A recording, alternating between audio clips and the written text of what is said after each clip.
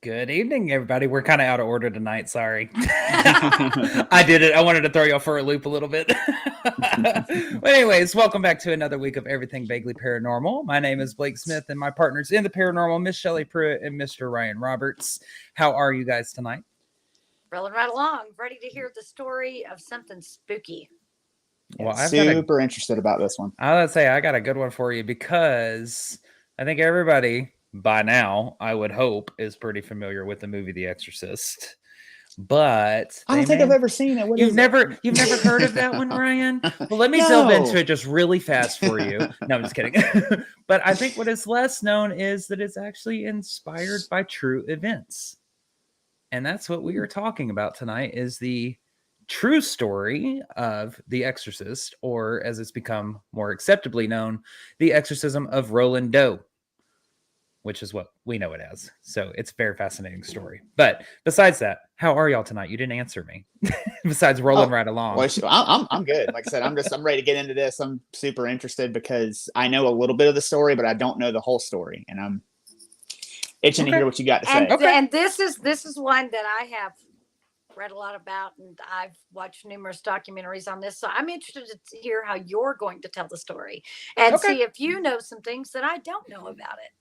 Fair enough. Okay.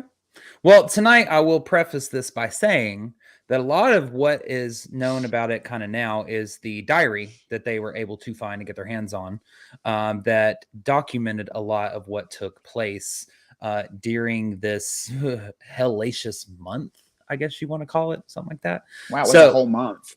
Yes, it was. So, we're going to get far into that, and we actually have a lot to cover. So I'm going to kick it off by saying December 26th of 1973. Does anybody know the day after Christmas why that date is important? It's the day The Exorcist debuted in theaters, the day after Christmas, which I think is fantastic. But anyways, it's horrible. But so real quick synopsis of The Exorcist for those who may not know. They may never have seen it. It is centered around a 12-year-old girl. Her name is Regan, who is being possessed by the devil. And it is the fight that ensues with the priest to evict him, unpossess, depossess her. Mm-hmm. I'm going to make up words real quick. Depossess, unpossess. I don't know. But anyway, it was a fight for her soul. It was very much a fight for her soul. But that's what a lot of people don't know is that there was some truth behind it. Now, when this movie debuted, I love watching the people being interviewed. They're like, I just passed out the first 10 minutes and I'm not going back in there. And I started throwing up. And it sent people whirling in theaters. Like people couldn't finish it. They walked out in the middle of it. They were passing out. And even so afterwards, Catholic priests saw a massive surge in people requesting exorcisms. Wow. And they also saw a massive surge in people returning to church services and going back into the church. Specifically to seek salvation is what they were one. Go ahead, Ryan. What were you going to say? And the pea soup market crashed. So yes, it did. How did you know? Dang it. You took one of the things I found. That I did not actually watch the because I am not a horror movie person. That I was never allowed to watch things that were scary. I finally watched The Exorcist completely through for the first time in August of this year. Yeah. Damn, girl. And I can see why in the 70s that would have scared the shit out of people. Yeah. Man, I think I was 8 years old when I first saw The Exorcist. Thanks, Mom. I want to say I was younger than that. I'm not sure. But anyways, So the to give you a little bit of backstory on an exorcism, so that way y'all can understand what's happening in the future story that we're about to tell. So exorcism obviously is a very powerful ritual that is done. It is literally by definition the expulsion or the attempted expulsion of a supposed please tell me I can talk tonight, of a supposed evil spirit from a person or place that has become possessed. That is pure definition of it. Now in a full-blown possession, there are, depending on which source you ask, anywhere between 4 and 6 stages of a demonic possession. The more acceptable ones being, the first one is infestation, which this is kind of your typical haunted house type things, your footsteps, voices, apparitions, furniture, objects moving, that kind of stuff. And it's usually the property instead of a person that is being haunted. The next step is oppression. Now, that is where the activity steps up, where you have your nightmares, your sleep disturbances, physical attacks, anxiety, severe financial or employment or relationship issues, which not out of the norm for life, don't get me wrong, but all of them happening together are very close and consecutive. Could be the next step. Designed to wear down the person that's in the building. Exactly. And then you get to the third stage, which is obsession. Now, at this stage, the afflicted person is having a hard time functioning. The activity that is happening around them or whatever is going on, they're preoccupied by it. Sleep is almost next to impossible. They're just not functioning typically like they would. And all of those three stages can be handled by your regular competent, like deliverance minister, priest, preacher, something like that. It's the last stage that is saved for the exorcists, and that is full-blown possession. And this is the stage that a person is so physically, mentally, emotionally, and spiritually broken down from the previous three stages that it allows for these demonic entities to gain control over that person's actions. Their free will is never taken away, but it is severely depleted. And some of these signs may include superhuman strength, speaking in tongues, knowing facts that the person could not have known, an inordinate aversion to holy objects. Those are some of the telltale signs of a full-blown possession. Just to touch on the other two, for those wondering, those four were their socially acceptable ones. The other two that I don't know how recent it is that they come in. I've never seen them before, but the first one, these would both come before infestation. The first one being identification. And it says, in this lesser known beginning phase, a person will not know if their problem is physical, mental, or spiritual, and would have to be identified to be able to move up through the progression. Then the stage after that is escalation. Now, this is where it kind of encompasses your infestation and your oppression. So I don't really know if it's a 6-step so much as a in-between. Well, that infestation also can include like flies, large flies being in the house, odors, strange smells. Yes, that's also part of infestation.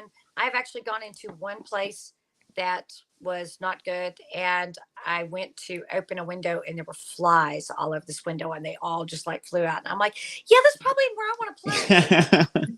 I'm gonna go this direction. You can handle that. Yeah.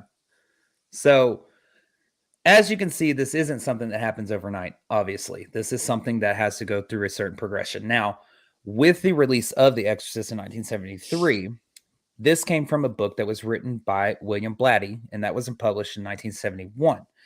This was when he was an English major, and he stumbled across some newspaper clippings that caught his attention, and he ended up, I guess, delving further into this. Now, he gave the young boy, it is centered around a young boy, not a young girl, the young boy is 13. He gave him the name Roland Doe to protect his identity. Because obviously you're having all this kind of crap going on. But he found out about it from one of the Jesuits at Georgetown University, where he was attending the classes. And this Jesuit was privy to a lot of the documents many others wouldn't have been privy to, pertaining to demonic possession and exorcisms.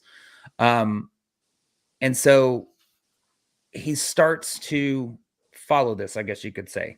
Like follow the trail of this. So the story actually begins early January in 1949 in Cottage City, Maryland is where it actually starts. Roland Doe, he's an only child, and he's living with his parents in this modest suburb outside of Washington, D.C. And he's described as a hyper and somewhat troublesome, not in the sense that he was bad, he just had trouble focusing. He was a little shit from all the kids.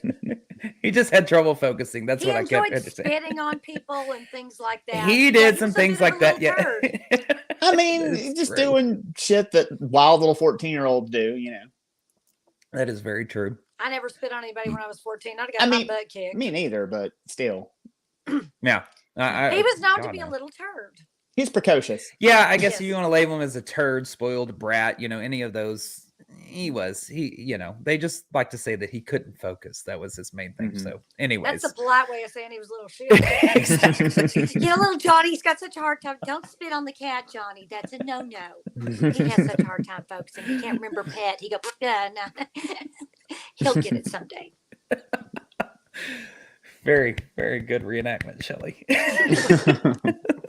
So Roland, as he's growing up, ends up forging this very tight bond with his aunt, Aunt Tilly. Now, Aunt Tilly lives in St. Louis, and Aunt Tilly likes to dabble in spiritualism, which we've covered a lot on this podcast. Obviously, it's the belief in communicating with the dead. And she teaches Roland to speak with these spirits through what is classified as a popular game board at the time, the Ouija board.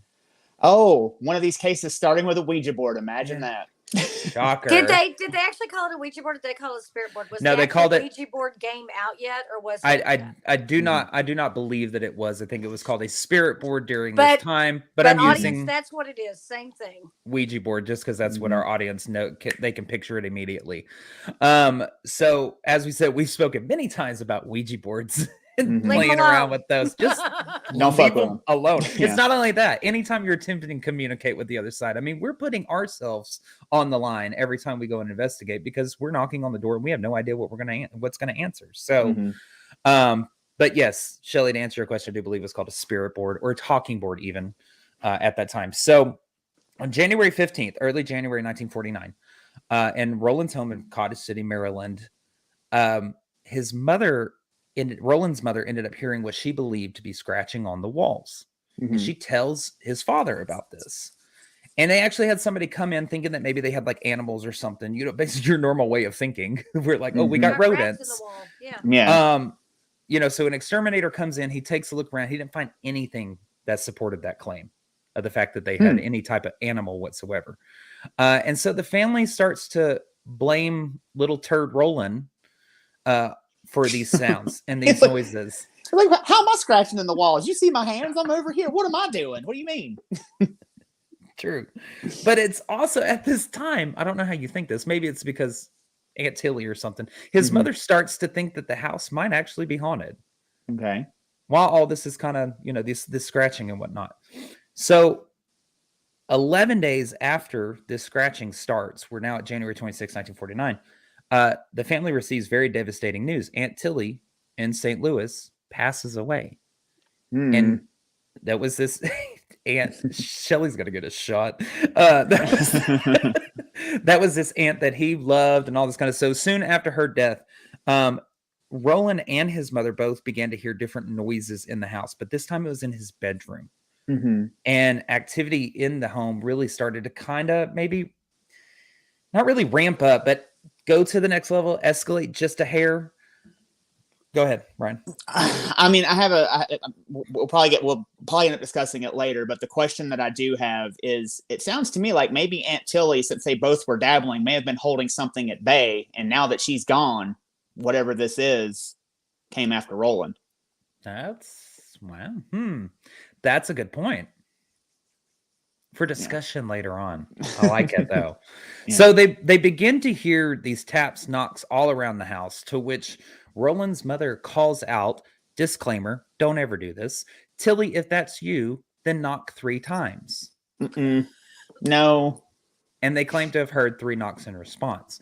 They begin to hear what they described as troops marching in the house towards Roland's bedroom. That was one claim that I had heard or read on several occasions. These multiple footsteps marching towards his bedroom. And I never understood why they described it as troops. Yeah, I couldn't. I mean, it had to have been the rhythmic pattern and the amount, the cadence of it, maybe. Heard. But to have them describe it as troops is that was the one thing that never quite, out of everything they said, that's the one that didn't seem to fit with everything else that they said. So, well, I don't know. It seems like, because we do know that a lot of times in these possession cases, there's more than one that is doing whatever it's doing to the afflicted. So maybe that could be but what's they don't going line on. out and go, let's all march in and get him at once. Well, what I'm saying is, like, so they heard multiple footsteps of something walking towards his bedroom. So, like, if there's a lot that are attacking, Maybe that's what that means. I don't know, but I've been told. What? And this is how we talk about exorcism cases. Welcome to Everything Vaguely Paranormal. So at this point, they start to make like a little connection. Oh, maybe all this stuff that's going on is Aunt Tilly trying to make a connection from the other side. But the question that I have is, why is Aunt Tilly tormenting what would be her favorite nephew, so to speak? It just never, why would, I don't know. Why would you just jump to that? But anyways, after receiving the 3 knocks, the family began to see things move around the house and fly across the room. Chairs would spin on their own and slide across the floor. Dishes would move. And almost every night when Roland would go to bed, at first, everything was peaceful. But then all of a sudden one night, the bed begins to shake. Oh, with this 13-year-old boy in it. And I ain't gonna lie, I've had some experiences in my own bed that I care not to repeat. But if my bed starts shaking, I don't know. Yeah, it's time to go sleep on the couch. No. The mattress would bounce up and down. The headboard would bang against the wall. And all this is being done with this 13-year-old boy in the bed. Nope. Yeah. And so suddenly on one of these nights, Roland awakes thrashing and screaming in his bed. And when he spoke, it was claimed to be that of another voice that wasn't recognized. It was this deep, guttural voice that didn't seem like the voice of a young boy, but rather that of another personality, possibly, is what everything kept describing it, was another personality. Even the neighborhood kids later on would tell the stories that late at night with the house, they could hear the screaming and the noises coming from the house. Sorry, had to cough. And the parents of these children would also talk about it as well, the neighborhood kids. So it wasn't just the kids that were talking, but adults too. While all this is kind of going on, we're still in January 1949. Roland's classmates begin to experience strange phenomena around him as well. His book would fly off the desk at random times. Papers would fly across the room. His desk would move as if it was almost vibrating. And of course, teachers blaming him for all of this stuff as well. He was known, as Shelley was saying, to do some pranks and stuff like that. And he kept telling them, it's not me, but they wouldn't hear it. I mean, they just believed that it was him. So you can kind of almost imagine the energy that this would have fed this entity. You have these strange occurrences like happening in your house, and you go to school, the place where you're supposed to be able to escape. And now your peers are beginning to see this. You know, nobody's believing you when you tell you it isn't you. They're seeing it happen and not believing it. And still not believing it. And he's getting nothing but negative attention, so he's thinking negative, and he's, trying to explain to people, and he's being made out to be crazy, or being made out to be this little shit that he's always been, apparently. So yeah. And so whenever the stuff starts happening around him at school, it starts to ramp up yet again. Roland begins having recurring nightmares of evil spirits. He's woken up almost nightly from his bed, all of it thrashing about. And this was kind of when things began to become really strange. Most agree that it began apparent that he wasn't doing these things himself or to himself. This is when that transition of maybe it's not him starts to begin to take place. For me, it was strange at the scratching on the walls, but that's just me. So he would have these fits of convulsions when he would wake up, and people were like, okay, maybe he's not doing it to himself at that point. So his parents, this is actually what I love about this story. His parents, thinking that something medically may actually be wrong with him, begin to take him to doctors. They take him to, I believe it was a psychiatrist, a psychologist. They take him to a regular doctor, basically every kind of science or mental science, whatever you want to call it. And they all come back with the fact that, no, he don't have an illness. He's fine. Nothing's wrong with him. So they begin to start to think, okay, shit. There's something to this. Yeah. There's something to this other than something that, maybe medically wrong with him. So I lost my spot in my notes. I'm sorry. Well, they did get him checked, and every doctor at that point was saying there is nothing physically wrong with him. Mhm. Now, the psychiatrists are going, yeah, he's a mean little kid, but as far as anything else, no, we don't see any signs of multiple personalities. We don't see any signs of, epilepsy. We don't see any signs of anything like that. And they could not, in that moment, explain why these things were happening to this kid. They didn't. No. They couldn't understand why he was having seizures. Of course, now at this point, there's a lot of things that can cause seizures. So, right. And medically at the time, they did not know. And at the same time, you have to think too. He's also, when do a lot of these poltergeists, when a lot of these violent cases happen, when someone's going through the change, and he's about 12, 13 years old when this is going on. Yeah. And all the medical doctors were like, hey, he's just going through like the normal changes that a kid would go through. So maybe he's acting out. So, but other than that, he's got a clean bill of health. There's nothing wrong with him. Yeah. True.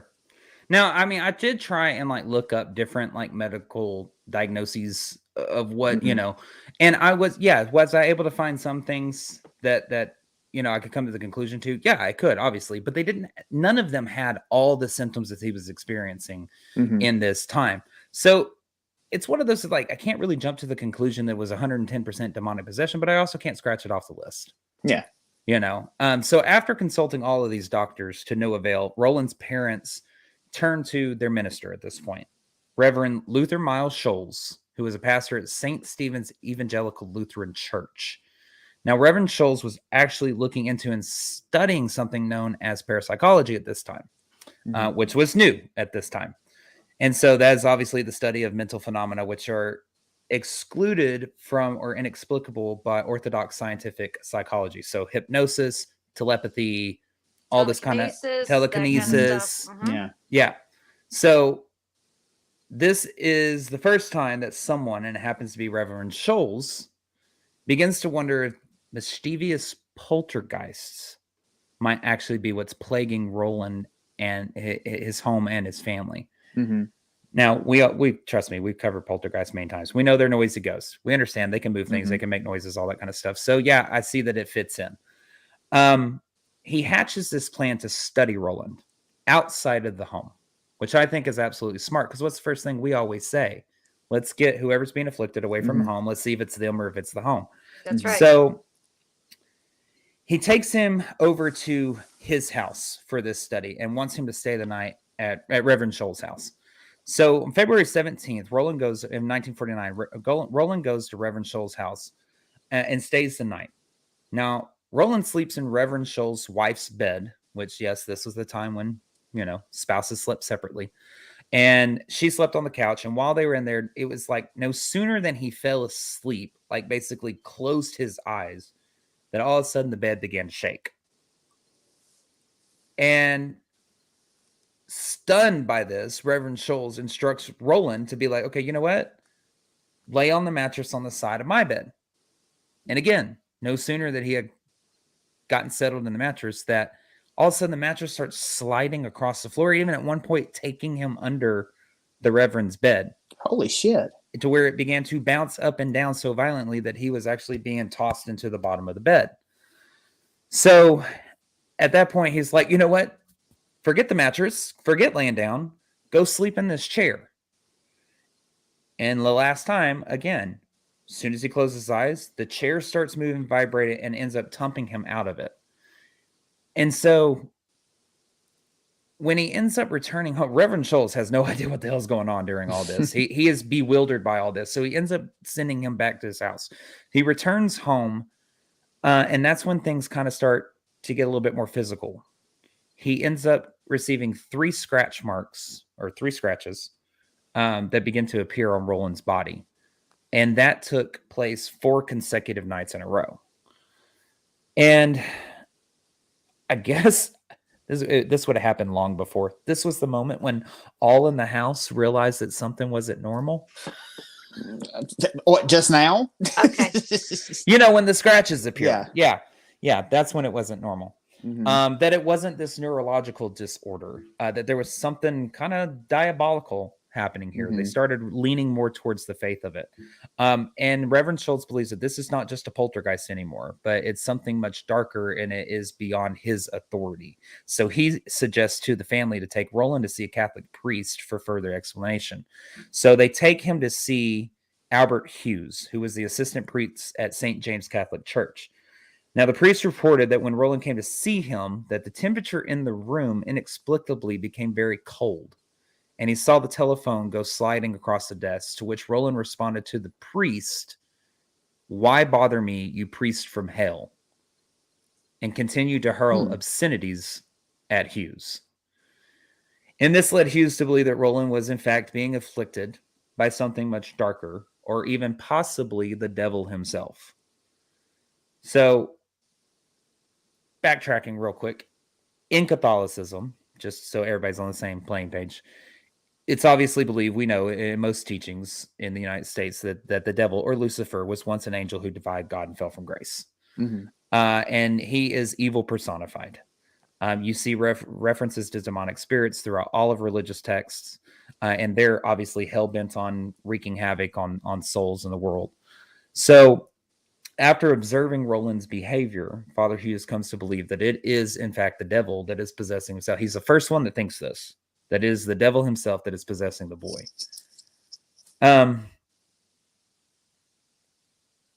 And I tried to delve further into why he thought this, and I came across like possibly some brokenness in the home. I don't really want to tout that as fact, because I could really only find it on one source, but it was stating that Father Hughes believed that could have been the crack that The the spirit, catalyst. that the spirit needed to be able to get in and wreak the havoc that it was doing. So, excuse me. I'm sorry, I don't know what's going on in my throat. It's okay. It's because we're talking about demonic presences. I got my necklace on, and I got my holy water right here next to me. Maybe I should dip a bit in the Dr. Pepper. I don't know. There you go. So what ends up happening is that Roland ends up going to a place called Georgetown Hospital in Washington, D.C. And sometime between February 27th and March 6th of 1949, Father Hughes admits Roland to this hospital under assumed name. Now, while Roland is strapped to a bed, Father Hughes begins to do a prayer of exorcism, and it goes violently and horribly wrong. So while attempting to perform this exorcism, Roland's hand slips out of one of the restraints. And based on an eyewitness account, Roland grabs one of the bed springs from the hospital bed and basically takes it down Father Hughes's arm. I mean, it Holy said basically shoulder to elbow, just sliced him open. Blaze it open. Yeah. Jesus. Yeah. And so I couldn't really find the transition. I'm pretty sure at that point they were like, "Hey, let's take a break," because all I was physically assaulted. Yeah, So- all I was able to find after that was just days after that, Roland's being discharged from Georgetown Hospital, and he ends up plunging even deeper into this despair. It's actually said that after this, that one night while getting ready for bed, Roland screamed out in sheer terror and fell backwards from the bathroom mirror. Scratches across his chest appeared to be forming the word Lewis. So Roland's parents going, "Lewis, well, we've got family in Lewis." They're thinking St. Louis, that we need to take him to St. Louis. They think it's an aggressive sign that he needs to go to St. Louis. I know. They were No. desperate. They were desperate. They didn't know what else to do. They were trying to find an answer anywhere they could find it. Yeah. And I mean, you have people who are at the end of their rope. We've actually talked to people and faced people that were in this situation very recently. But then you're taking cues from whatever's oppressing your child. I don't know. Yeah. In an effort to find an answer or appease, maybe, so that it would stop. Yeah. I mean, if you're that desperate, I can see where the desperation would play into the factor of, we got to get him the help that he needs. So what do? They take him to St. Louis. And on March 8th, Roland and his parents head to St. Louis to stay with relatives there that were devout Catholics. Now, this is the house that everybody, or that we wouldn't say everybody, have been very accustomed to seeing when it comes to this case. They lived in this quiet suburb called Belle Noire, in this house that is pictured here. I think that house ended up being bought by Zach Bagans. Isn't that right, or something like that? I But don't know. But as soon Sounds as they about right. walk, I think that's right. As soon as they walk in on the first night they get there, strange things start happening. Roland hears screaming, howling. The bed starts bouncing up and down. Things are flying across the room. And obviously this terrifies anybody who is present.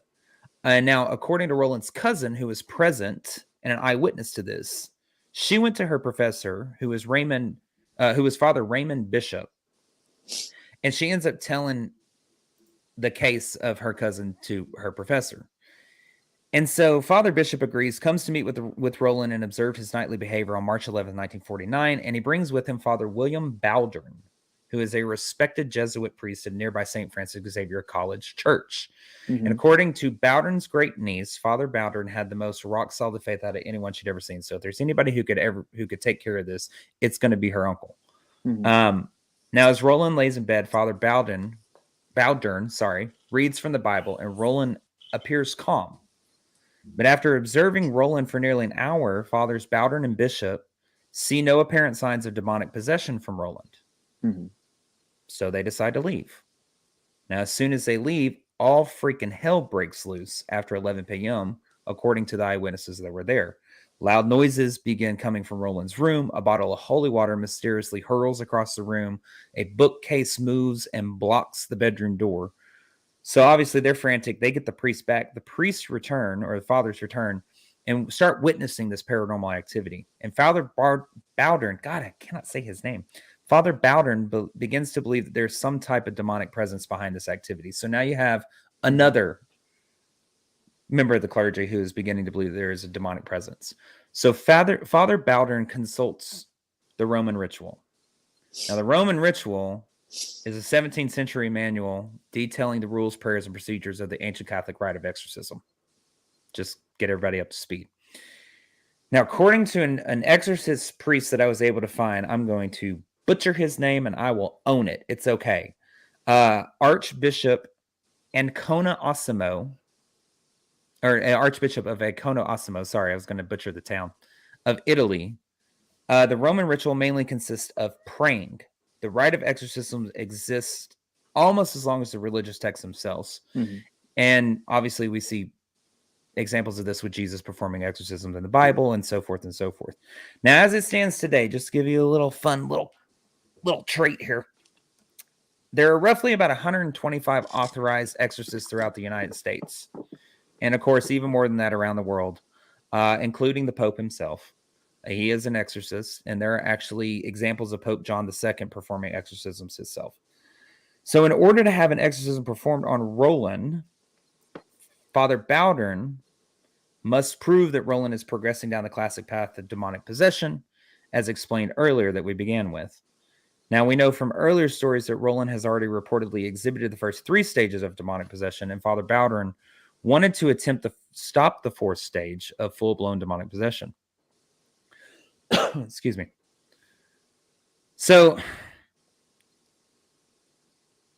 Father Bowdern ends up contacting Archbishop Joseph Ritter of St. Louis and requests an exorcism to be performed on Roland, and tells the Archbishop to basically choose another priest, though, because the Archbishop was like, okay, you do it. And he's like, no, I don't want to do it. You got to choose another priest. I'm not going to do it. He felt he wasn't qualified for it, and also that he wasn't in a place spiritually to conduct the exorcism himself. But however, the Archbishop didn't really give him a choice and basically told him, nope, you're it. You've observed this. You've been there. You're it. You can do it. And it was, he was chosen specifically for this case, I guess you could say. So he is granted the permission to perform the rite of exorcism on Roland. And this is huge step, as it is now officially sanctioned by the church. Mm-hmm. And that is not something I know we have touched on many times that the church takes lightly. No, they will not be associated with anything that is deemed as a hoax or fraud or fake. But now you have an official sanction of the church basically saying, yes, go perform the rite of exorcism. Well, it usually takes quite some time for the church to approve something like that.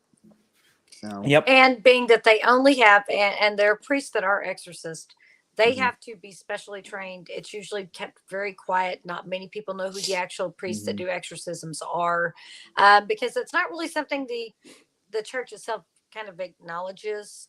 I mean, they'll do it, but it's not something they advertise. Yeah. So yeah, to become a priest ordained to become one that does exorcisms, first of all, they're very rare.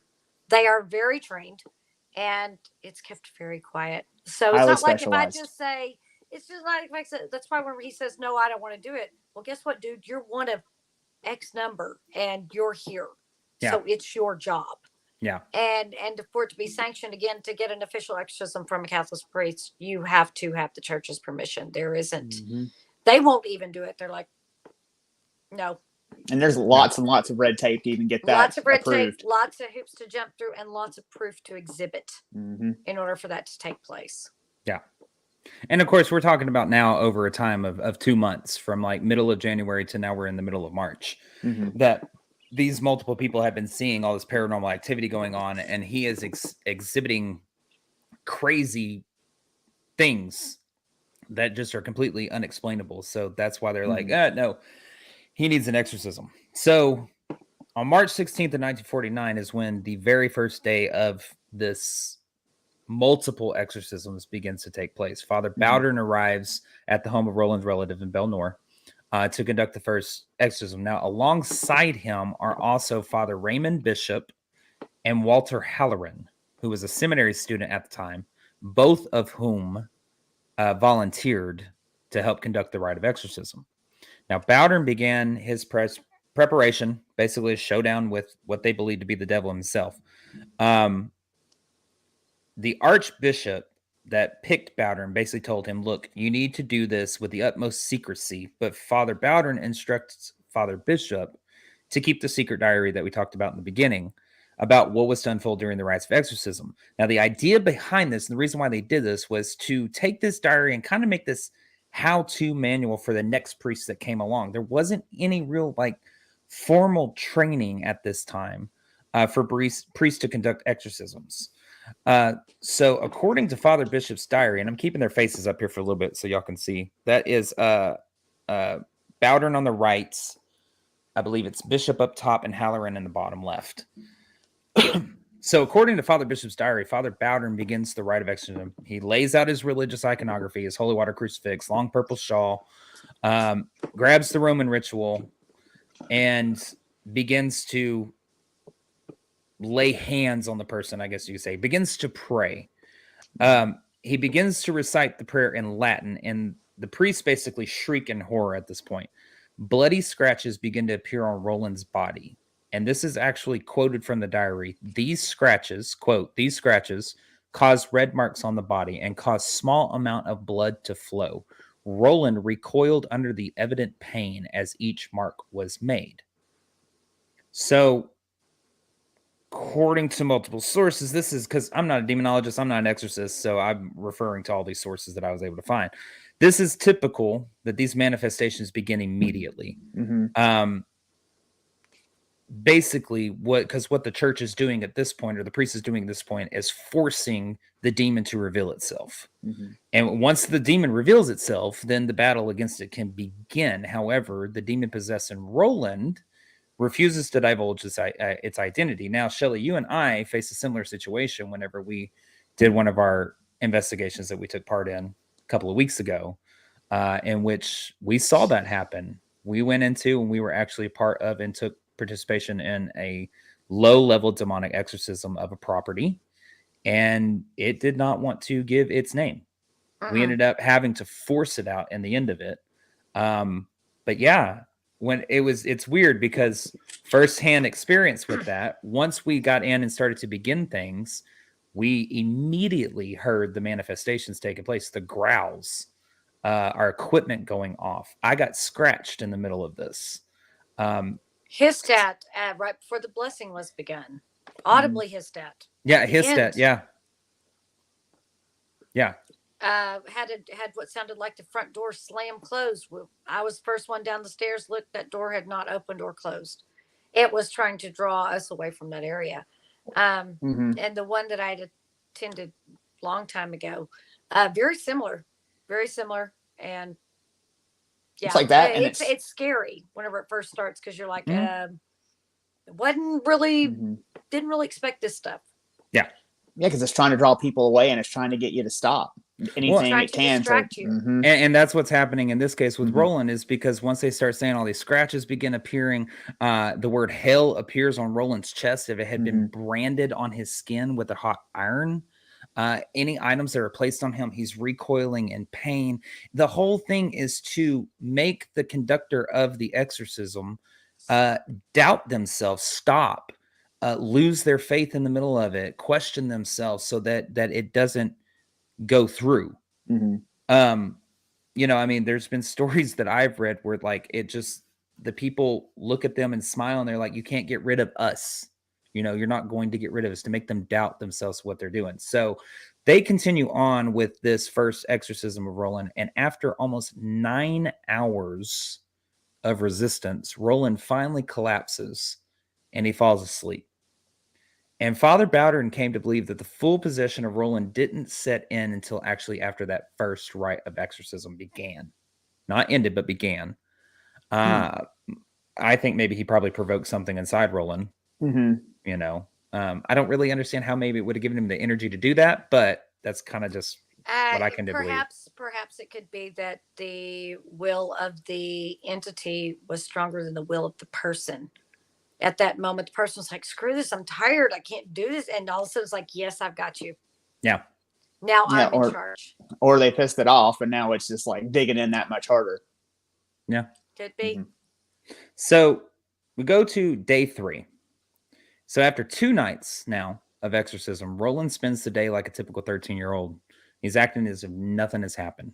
Mhm. This leads his relatives to believe, to get this false sense of basically hope that things are working, the exorcisms are working. Mhm. However, his mood changes that night on a dime.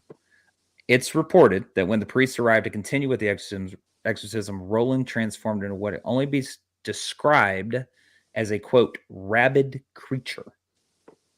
He snarls and bites the men holding him down. Father Bishop and Bowdern borrowed some relics, pinned them to Roland's pillow, hoping for positive influence. And Mhm. Roland suddenly begins to make vomiting gestures and asks for the window to be open. Now, Roland said that he believed that Father Bowdern believed the demon was attempting to leave Roland and wanted the window open so that basically Roland could purge it from his body, both figuratively and literally. So according to Father Bishop's secret diary, quote, he, Roland, said sweetly, he's going. And finally, there he goes. And he ends up vomiting. Now, the phenomena of vomiting during an exorcism actually happens quite frequently, according to multiple exorcist articles that I read. Mhm. It's kind of this form of liberation, is what a lot of them said. So Roland ends up falling asleep after this, and Father Bowdern leaves the house that night thinking that Roland has finally purged this demon. And it couldn't be anything further from the truth, because according to Father Bishop's diary, quote, at about 2 a.m., Roland felt strange sensations in his stomach, and in a few moments he began to call out fearfully, he's coming back, he's coming back. And Father Bowdern was called at 3:15 a.m. So, which means he never left. Which means he never left. And they're all about deceit. That's what they're trying to do, deceive that's you. what I was just about to say. Throw you off the trail. That's exactly it. So we progress now to day 5. And by now, the priests have been battling this demon intensely for five nights. And during one of these nights, Father Halloran recalls in an interview a frightening sight. He says, quote, one night I was down at the end of the bed and I watched the bed levitate 8 inches off the floor and slam back down. So levitation, obviously, as we know, is also rumored to, take place during exorcisms. And this had been witnessed by someone outside the inner sanction of priests, so to speak. This is that seminary student. This isn't the priests. So Roland's family invites, I didn't really understand why. I couldn't figure out why, but they invite scientist and mathematician Professor Frank Bubb to observe basically Roland, the possessed boy. And little back history on Bubb. His previous work included the Manhattan Project, which was the world's first atomic bomb. Oh, wow. And Professor Bubb allegedly had seen one of the nightstands levitate And he later reported something to the effect that we still had a lot to discover about electromagnetism. So I don't know if he was really trying to put a very firm scientific spin on this to understand what's going on. Go ahead, Ryan. That's what I was going to say. It's like maybe they wanted a scientist there so they could be like, hey, we know we're legitimate. We have the spiritual aspect of it, but here we have a trained scientist who is trained to observe the inordinary, and we have them testifying and saying, hey, we've seen what's going on. So maybe they want his stamp of approval, or they want to legitimize to other people what's going on. To the best of my knowledge, as far as bringing in that scientist, they were trying to make sure that little turd Roland wasn't faking. They wanted to make sure that there was nothing in there that he could have done to cause these things to happen. And that's what I know about. A couple of different sources cite that it was in order to basically confirm that Roland had no part in the bed moving, that he wasn't doing some kind of string and mirrors trick. They wanted the scientists to absolutely confirm that there is nothing in this home that is out of whack that would cause this to happen. He wanted the scientists to confirm that there isn't any kind of slants to the floors, or there isn't any way you could lean a certain way and make this happen. And again with the magnets too, because the magnets were becoming a big deal, and they were learning about all this, different ways to use these big magnets to, and the repelling of them and everything like that. They were trying to take out and rule out every possible thing that would give them a reason to think that Roland was faking. So that's everything my knowledge, what it was. humanly possible Yes. that he could do. So yes, I wonder if he had some sort of like crude instrument to measure electromagnetism at the scene.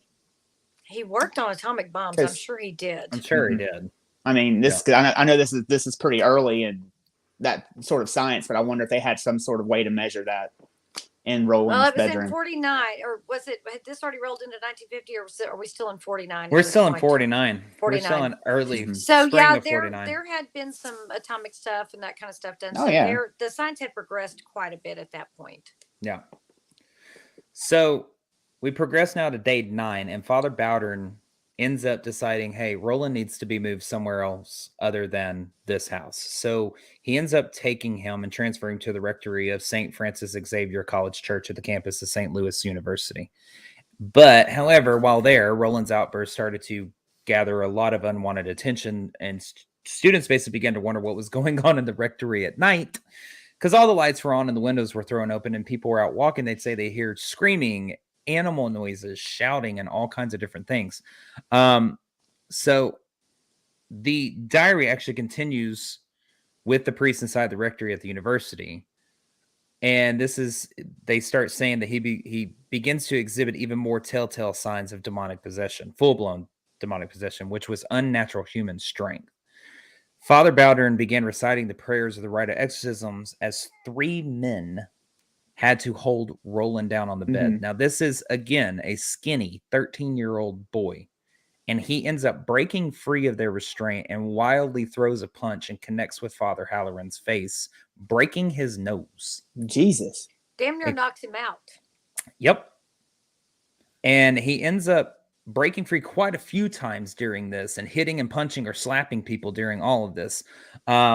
He actually ends up punching one of the priests in the groin as well during this time.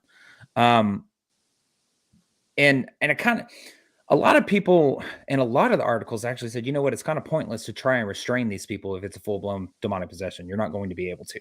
So they were like, we don't understand why they were trying to do that during this time, but it's early on. It's 1949. Looking back on it now, of course, you're going to try and restrain somebody. But anyways, so he's there for only 2 days, because on day 11 of all of this, Roland goes back to the home of his relatives in Belle Noire.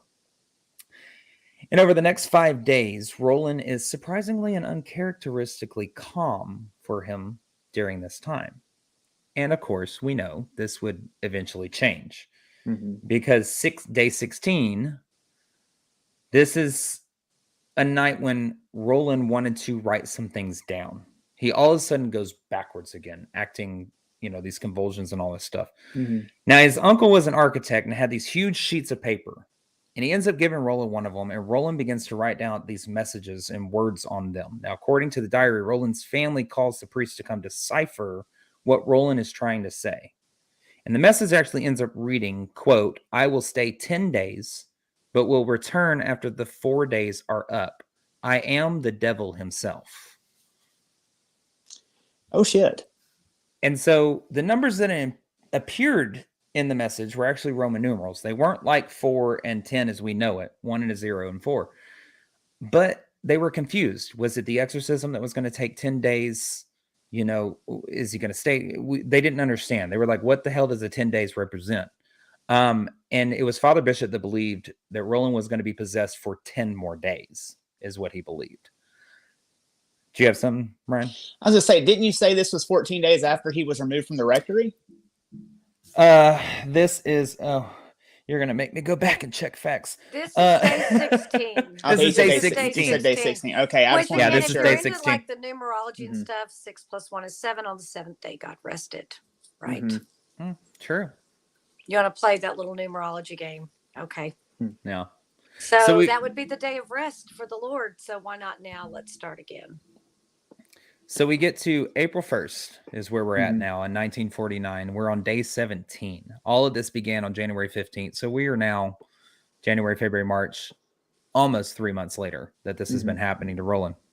And by now, Roland has had over a dozen exorcisms performed on him at this point. And it's Father Bowdern's. Sorry, did I cut somebody off? Well, no, I was about to say, and at this point, they still have not received the name. Correct. Right. Correct. They still have not received the name. And it's Father Bowdern's behest that it's suggested that Roland be baptized as a Catholic. Now, obviously, little side note, baptism is kind of, if you will, a form of exorcism because it does reject the powers of Satan. So he thinks by doing so, it can help Roland. And it's thought at this time that because Roland was brought up Lutheran, that by converting and baptizing him under the Catholic Church, that it might help to ease the exorcism along and make it a little less painful and arduous for him. However, on the drive to the church, Roland falls into one of his spells, and all of a sudden, Roland goes into this rage and fit, and he leaps into the front and grabs the steering wheel, saying, "You're going to try and baptize me. You're going to try and offer me communion. It's not going to work." His uncle is actually forced to pull the cart over and basically keep them all from dying because Roland's at the wheel at this point. Jesus. And however, though, they continue with Roland in Roland's drug and kicking, spitting, screaming into the church's rectory. And Father Bowdern demands Roland to denounce Satan, but Roland goes the opposite way and slips deeper into hysteria at this point. He is repulsed by the holy water and is fighting and kicking and taking the strength of 3 men again to hold him down. And it's decided to shorten the baptism that would be best due to strength, basically. Their thought was, you know what? Just get it done. Let's just make it happen. Yeah. Just get it done. Like a drive-by baptism. Basically, boop, you're done. So Kind we of like get the cat with the spray bottle. pretty much. Get out, demons. Satan be gone. So he has this shortened baptism, and on day 20, we're now 3 days later, Father Bowdern ends up making a radical decision. Roland should be returned to Maryland, is what he believes. Father Bowdern would actually go with them and would find a hospital, a convent, a monastery, something where he could be treated under medical conditions, because at this point it is beginning to wear Roland down. He's thinner, he's not eating, he's despondent, all of that kind of stuff. However, Father Bowdern faces an issue that nobody wants Roland.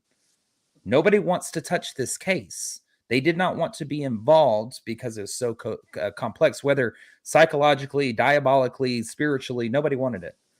So Father Bowdern decides that their only option is to go back to the Midwest, to St. Louis, and make one more desperate attempt to save Roland. So now we have gone from St. Louis to Maryland. Nobody wanted him. We're back in St. Louis, and we're on day 26 at this point. So Father Bowdern takes him to the Alexian Brothers Hospital, where he's admitted to the psychiatry ward at the beginning of Holy Week, because we're on April the 10th of 1949, which It's one of the most sacred and celebrated times for the Catholic Church. I think we all kind of know and understand that. And this hospital he takes him to is run by an ancient order of Catholic monks. Now, the brothers were known for taking care of very extreme cases of both mental and physical illnesses. And the psychiatric ward at Alexian Brother Hospital was a secure ward where Roland could be taken out of the public eye, and it definitely would be kept secret. However, the secrecy doesn't really last, even though they're a secret order, because whispers begin to make their way down the hallways about the special patient in the psychiatric ward. Now, on his I always find it interesting when they leave with this. On his deathbed, there is an Alexian monk who breaks his vow of silence and divulges his darkest secrets of what happened during the exorcism of Roland Doe that happened there. And his name is Brother Greg Holowinski. And he had never talked about his participation in the exorcism. And he just wanted to basically say, his quote is, quote, "The first night I went up there was a boy lying in bed. There were 3 priests that were the exorcist. During the prayers of possession, the priest wears a stole. It's a fine silk ribbon. The devil, using the boy's hand, reached over and snatched the silk cloth. And within a split second, it was in 1,000 threads. You could feel the power of the devil. I saw the boy's body levitate. I was at the foot of the bed and had my arms crossed over his ankles to his knees. I was frightened. What I saw was real. What I touched was real. It was an experience that I'll never forget. Anybody with common sense just walking in and seeing that knows that it could not be faked." So he is literally cross-armed, ankle to knee, trying to hold him down. And this is the third party who broke a sacred vow to tell the story. A silence on his deathbed. Wow. Now, he actually goes on that on day 27, Greg Holowinski says, Brother Holowinski says, quote, "It was the second night with the boy, and the devil had possession of him, and suddenly the devil threw this thick decanter, and it crashed into 1,000 pieces. I've been through storms, hurricanes, tornadoes, and whatnot, but this thing was the worst." Wow. So, and again, just touching on that, I mean, 65 years later, he's on his deathbed. He's never spoken about it. I always say that I find that kind of stuff kind of compelling, you know. I mean, he's got nothing to hide at that point. I mean, he's dying. So then we get to just a few days before Easter. On April 13th, this is day 29. We are almost at an entire month now of nightly exorcisms. Again, not something that just happens overnight in the Hollywood stories. So Father Halloran takes 13-year-old Roland to an outdoor retreat center known as the White House Retreat Center. It's on a high bluff overlooking the Mississippi River. And he thinks, hey, some fresh air may help. So he ends up getting him out there. And the grounds of the retreat include massive statues depicting the Stations of the Cross, you know, the path that Jesus took. And Roland seemed mesmerized by these statues. When they get to the 14th Station of the Cross, is the one where Jesus is being placed in the tomb. Something snaps in Roland, and he goes into this fit and a seizure, and he begins running and charges straight for the cliff's edge. Oh, shit. And whatever had a hold of Roland is now basically leading him to his death. Father Halloran actually ended up catching up to Roland, tackles him to the ground, and Roland comes out of this trance completely unaware of what had actually just taken place. So not only at this point is he starting to lose control over his body, but Father Bowdern as well is beginning to show signs of fatigue, wear and tear, so to speak. Boils were reported to have shown up on the priest's body. His body is emaciated because he's not eating. He did take a vow to fast during some of this, during certain times. He went through, you know, those fasting, the prayers. He ends up losing almost 40 pounds during a 1-month time frame. Wow. Which is an insane amount. So one night he was on the side of the bed praying for the soul of the boy. Or no, I'm sorry. And most nights, that's what I'm going to say. Most nights he was at his bedside praying for the soul of the boy, basically, and not sleeping as well. So then we get to Holy Saturday, which is the day before Easter, on day 32. And tiny little thing happens on this day, which is an Alexian brother places a statue of Saint Michael, the archangel, in Roland's room. Now, St. Michael symbolizes protection from an evil force. We call upon St. Michael a lot in some of the stuff that we do. He's the angel that vanquished Satan. Yep. Mm-hmm. He's seen as kind of this, I guess you want to say, this dragon slayer figure, trying to put it in terms people could kind of picture something quick in their mind. And so Roland seemed to respond well when prayers to St. Michael were said. He wasn't as violent during these, and he seemed calmer. So the priest started to wonder, okay, maybe we had kind of found a key to help Roland. And so after 2 more days, the day after Easter, on day 34, Father Bowdern used every piece of religious iconography he can think of in his arsenal to exorcise this demon. Holy water, rosary, the Bible, a crucifix. He starts bringing it all out. Roland begins to complain that the religious medals around his neck are burning because they have placed a necklace on him. It's burning his skin, and Father Bowdern refuses to remove these, which, good call. Instead, Father Bowdern forces a crucifix into Roland's hand, which makes Roland go into convulsions. And Roland begins shaking, screaming, crying out in this very deep masculine voice, too deep for a 13-year-old boy. And Father Bowdern begins to demand to know the name of the demon that is inside of Roland. And finally, according to the Exorcism diary, the demon actually speaks through Roland in the same masculine voice. And it says, and I quote, he has to say one more word, one little word. I mean, one big word. He'll never say it. I am always in him. I may not have much power always, but I am in him. He will never say that word.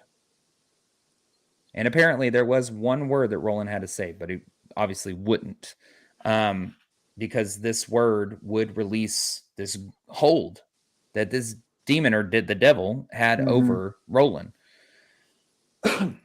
Excuse me.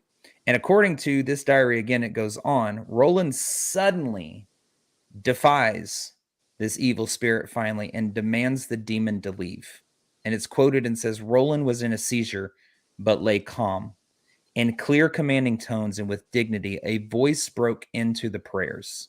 And this is, I'm talking like they're hearing this, maybe not necessarily from Roland, but hearing this. And it says, Satan, Satan, I am St. Michael, and I command you, Satan, and the other devil spirits to leave the body in the name of Dominus immediately. Now, now, now. And Father Bowdern finally realizes that Dominus is the word the devil claims Roland would never say, which is the Latin word for Lord. And basically what ends up happening is he ends up saying, but he has a vision, if you will, a dream. Roland begins to erupt into convulsions. These are the most violent that he had ever had. Now, in this state, this is when he says that he claimed to have this prophetic vision. He was outside of a cave with an angel with a flaming sword that he believed to be St. Michael, pushing the demons back into hell. And St. Michael looks at Roland and smiling and says, Dominus. And that is it. And according to the diary, after 7 or 8 minutes of this violent convulsions, Roland, in a tone of relief, he says he's gone because he has now said Dominus. And it's like immediately Roland came back to normal. The seizure suddenly stopped as soon as it came. He looked up to the priest and said, it's over. And so I find it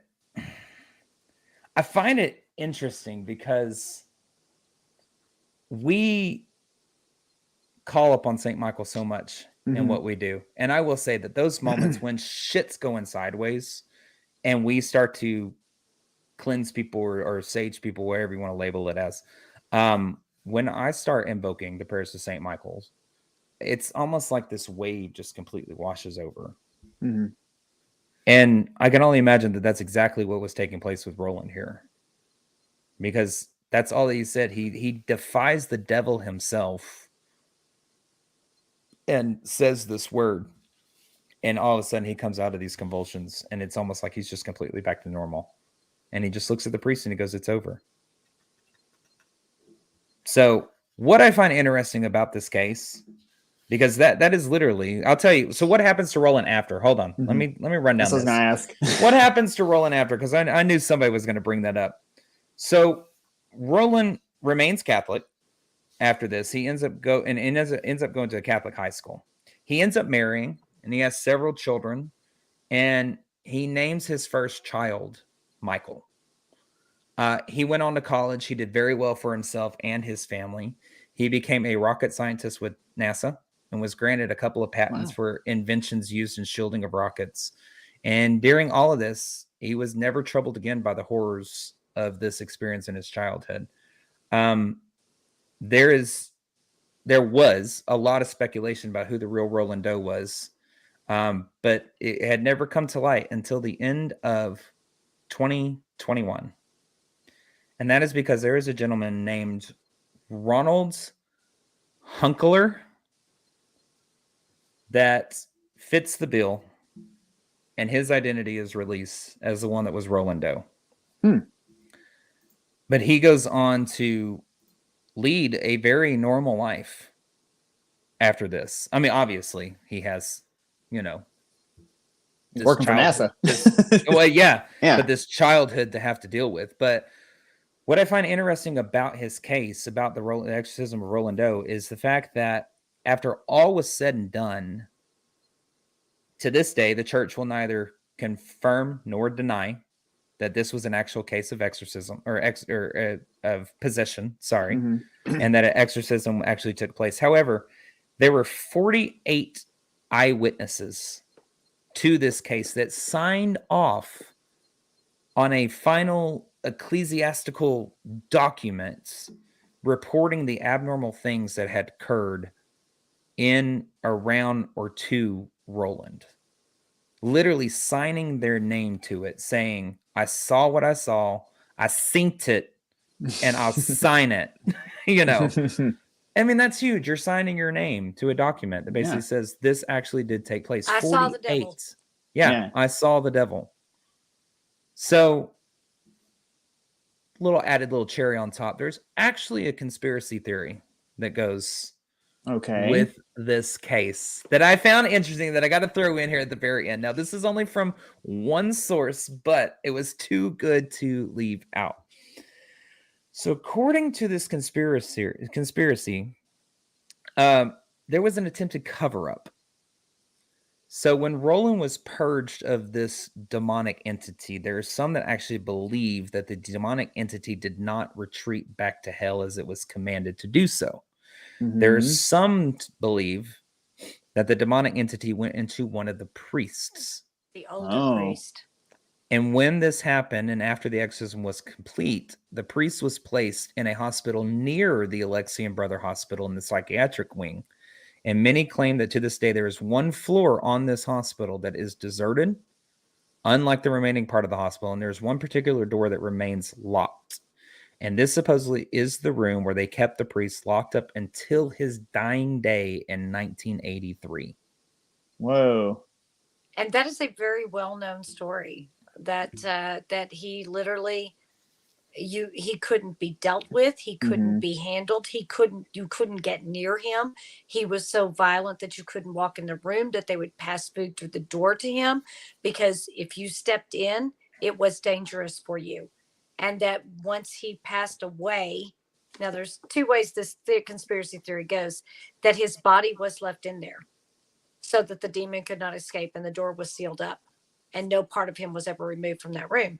The other part of the story is he was removed, and when they went in, the smell was so foul after he passed away that they immediately sealed the room, and they interred his body and blessed it and did everything and buried it in a holy plot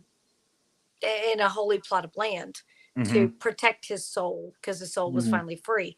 But either way, that's a very well-known rumor that door is sealed, and that room that priest was kept in, and that it was the older priest that it went into. Really good comment in the comment thread says, I mean, wouldn't you be violent or estranged after dealing with something like that? Yeah, I think I probably would. So, but this isn't like, it only comes from one source. It's not completely substantiated. Right? there's a couple of There, sources. I was gonna but say there's gonna be a couple out there now. What I was able to find that I deemed a little more on the credible side, if you will, of this conspiracy theory, I was really only able to boil it down to just one. one Okay. that seems credible, correct? Yeah, He's that correct on seems that. credible. Now there are many people out there who do believe that instead of being damned back to hell, that this demonic entity went into one of the priests that was there. And the theory goes so far as to say that the priest said, "You have to release him. Come to me and release the child." Yeah. That's in one of the stories you read somewhere that in Now- order to save the child, he was willing to sacrifice himself. And there was an I guess you could say this independent journalist, not really a reporter, also kind of / paranormal investigator, that supposedly said that he went to this hospital and was actually escorted to the door by one of the members of the former Alexian brother order. And just as he went to go reach for the door to open, he's like, "No, do not open that." And he Yeah, said, no. he goes, "Why?" And he says, "Just put your ear to the door." And he said that when he put his ear to the door and he listened, he could hear things sliding and moving around and being tossed across the room in there. And this is decades after this priest had supposedly died.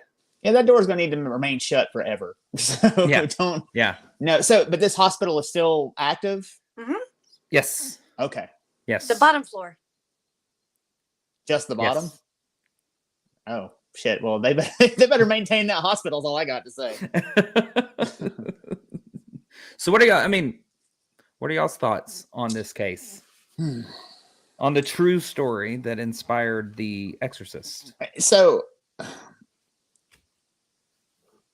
I don't know if what you were referring to when you said there were some cracks in the family that may have been the catalyst for what was going on. Was it because I know that there is some speculation that maybe Roland was abused by his aunt? Is that what you were talking about?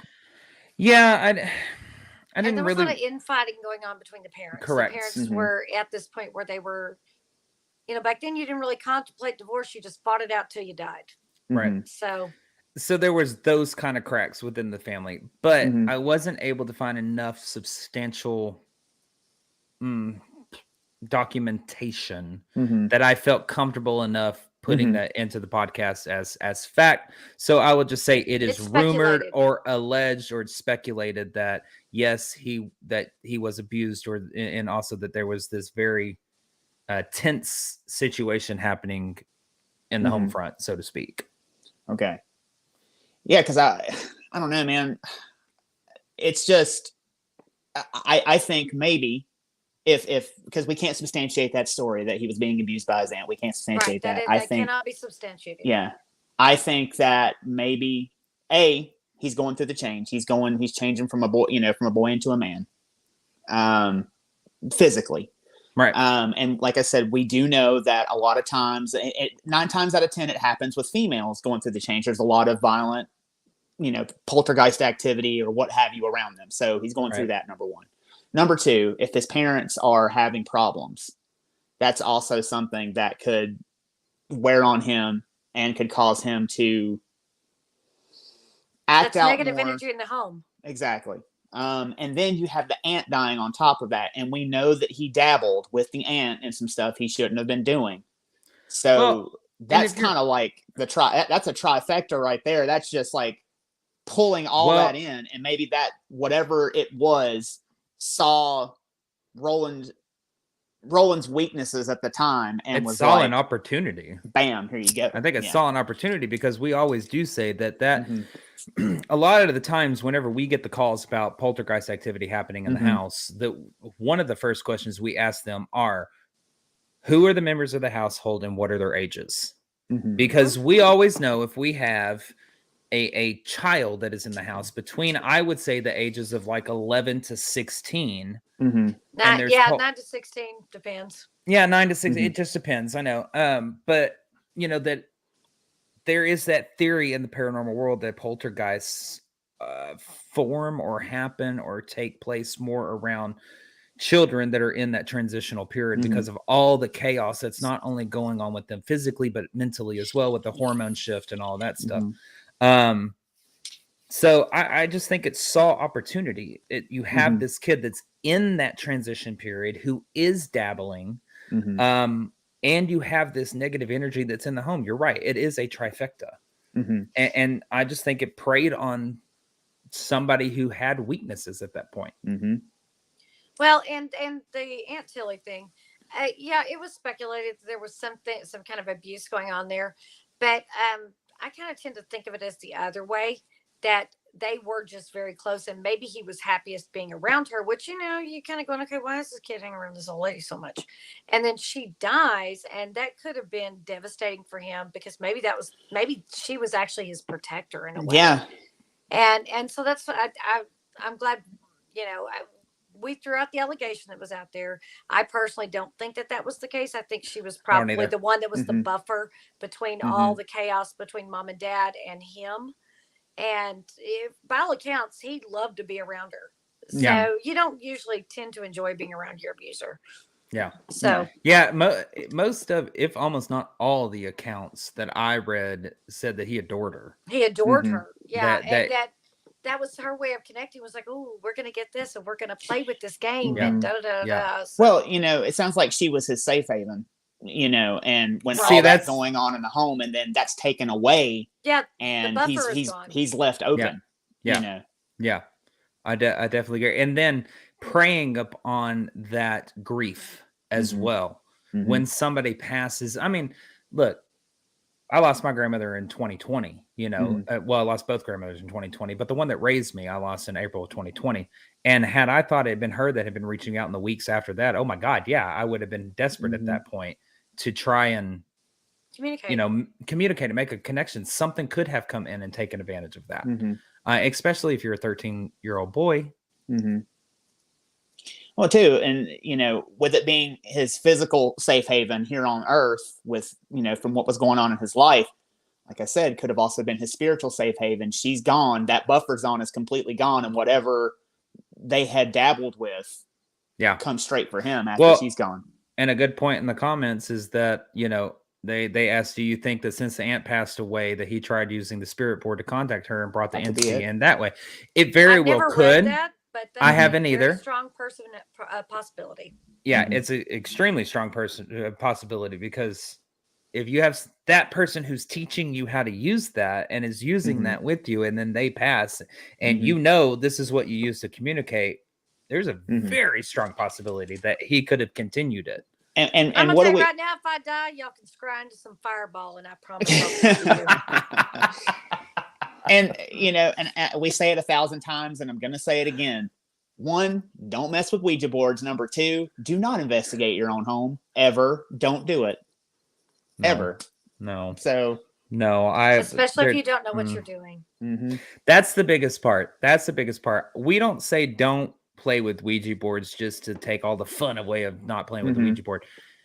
Just please know what just know what you're doing. Study it, learn it. If learn you're how going to properly open and close. Closing is the most important part. Yes. But I would say the connection. A good rule of thumb is just to stay away from them. Yeah, good. Yeah. We don't mess with them. We have rules on our investigations. No tools of summoning, channeling, or anything like that is to be used in our investigations. Yeah, do not, because you're just asking for trouble. You don't know. You're knocking on a door. You don't know what's going to open it. Well, and in all fairness, on our investigation, we do a form of channeling called the Estes method. However, we are incredibly strict in opening that circle, closing that circle, and everyone agreeing that the circle is closed and that we are not going to communicate any farther. It's one of those things. I've seen people just do it and then they walk away and you're like, no, you need to close down that communication. That the closing, it's the most important part. And even then sometimes it's a game and it's a crapshoot, and all three of us can attest that we have done that at a location, and strange things have happened to us once we arrive back home, or weird dreams, or things that happen several days in a row until we shake it. So it is a channeling thing. But if you don't know what you're doing, please don't make a problem for yourself. No. Yeah, that was leave it alone. Estes method that Ryan led, and I was under at Yorktown, and a week after getting back, I was damn near drug out of my bed. Scariest night of my entire life. being physically attacked in my own bed, in my own house. So yeah, we I wouldn't say dabble. We do what we know how to do by And we opening and accept the closing. responsibilities of our actions That's the other too. thing, We too. are we're not going in blind. We know what can happen, and we're not, we understand our consequences, and we understand our consequences might be real shitty. Yeah. But okay. Took me a year to get rid of that one. We kind of all know how to fix each other, so we kind of have that level of trust. Yeah. That if something goes wrong, one of these two guys can fix me, or I can fix one of them, whatever. So it's just kind of, just kind of don't play, especially don't play by yourself. No, just don't mess with it. No. We should do a whole little video over like Paranormal 101, but the do's and don'ts of the do's and don'ts of paranormal investigating. So I wanted to just bring this because I absolutely love the fact that there is actual a true story that inspired the book and the movie. I'm always fascinated by true stories, especially when they have paranormal twists to them. And you know what's interesting too is you said that the person who wrote the story attended Georgetown University. If you ever go to Washington, D.C., the Exorcist steps that you see in the movie are at Georgetown University. I have been on those steps. I've walked up those steps. They are some creepy ass steps. So I think that's kind of a neat little connection. Yeah, those steps are the ones that, like, the priest at the end is, I mean, you can give the spoiler away. It's been since 1973. I think I didn't watch it till 3 months ago because I don't watch scary things, and I don't watch scary things for a reason. My real life is scary enough. I finally, like I said, I had watched it in pieces. Like I was able to watch a couple of minutes here, a couple of minutes there, but I finally watched the complete thing. Maybe it might have been September. Might have been before spooky season really kicked off. Because I thought, this is just ridiculous. I need to watch this. I've never watched it before. I'm like, how bad can it be? It still gets you. And now get you. And now every time Shelly hears Tubular Bells, she like kind of looking around a little bit. I hear all that all the time because that's Blake's ringtone on my phone. I love it. Oh, y'all. Well, thanks so much for joining us for another week of Everything Vaguely Paranormal. Remember, whatever social media channel you are watching us on, we are not just on that channel. We are on YouTube, Facebook, Instagram, Twitter, TikTok, Twitch. Make sure you go and follow us across all social media platforms because we are in the process of editing, producing, and getting ready to release full investigation episodes of the locations that we go to. We have a lot of things that we want to show y'all. That we just can't fit into podcast time frames. So we're going to make separate, independent, full-length investigation videos for those. Those will be being released exclusively on YouTube. So make sure that you go search Everything Vaguely Paranormal across all social media platforms and look for that green sound wave. Shelly, take it away. And if you want to know what we really talk about, because child, on here we behave, go and become a Patreon member. It's $5 a month. We don't charge you for tiers, not $5, $10, $15. $5 a month, you get everything. You get all of our exclusive pre-broadcast and our new post broadcasts that have really seemed to be a big hit. And you also get our Paracon exclusive information. Content. Yes, thank you, content. And for season 2, here's our thing. If you are a Patreon member, you are automatically entered into a drawing to be part of a live stream with us. And where you're going to be able to ask us whatever you want to ask us.